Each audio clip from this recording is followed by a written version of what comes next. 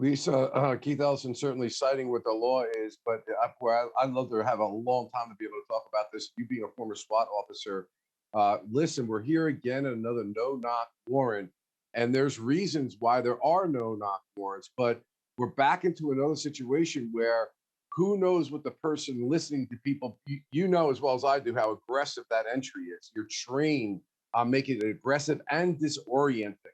And so a person that's lying in bed has people busting through the door, they're confused or waking up. It always seems to be a toxic recipe here. Is there a better way to do these things, irrespective of whether it's legally justified or not? It just seems like, to me, when I've been on the scene watching these tactical entries as a lawyer, and I'm not a law enforcement officer, I kind of cringed with the manner of force that was going in there. And I understood why for officer safety. Talk to us about all this. Yeah, it really is kind of like going into a wartime scenario when you're busting into somebody's home with weapons drawn, with the expectation that you will be fired upon and your life is in grave danger. There's a lot of effort behind the scenes putting a search warrant together. Even more so, this is not a drug search warrant, this is a homicide search warrant. So somebody is known in that home to be a suspect for killing someone. The expectation of guns is going to be there. So you need a dynamic no knock entry in order to have the element of surprise. But it goes two ways, twofold. Now you know that guns are there. There's going to be potential for you to get into a gun battle, and more as our country has been evolving, more and more people are getting guns and protecting themselves. So police officers Mhm. are also aware of this, going into the door, trying to protect their team and arrest the suspect who's involved in this case.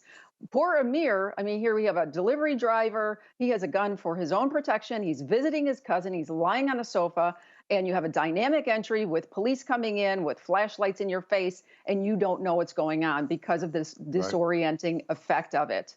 So, without Yeah, that video footage, which is so necessary, Bob, we need to have this on every search warrant. Video footage to exonerate yeah, or implicate police officers yeah. doing what they're supposed to or not.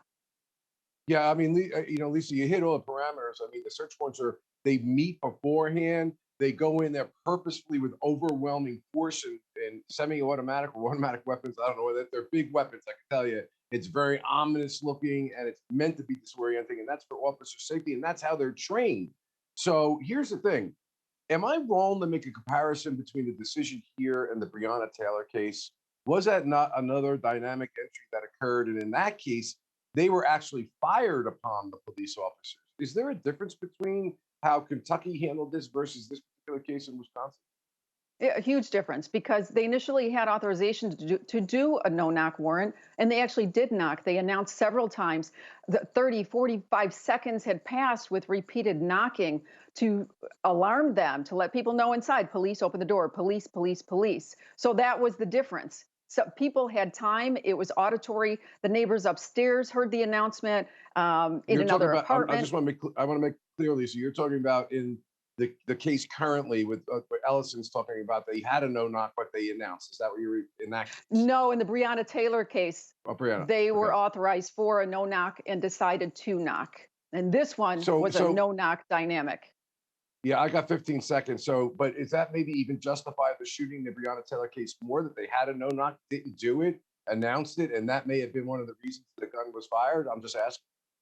Yes, I mean, I believe everything that happened was warranted. And we did have some video Mhm. footage of that. And we saw how many seconds had passed Right. regarding the police announcement in that case.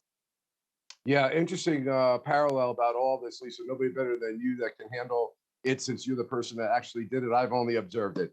Okay, we're going to take a quick break. Barristone's supposed to be back at 1:30 Eastern time, but we're going to cover and do some recaps on the other end of the break.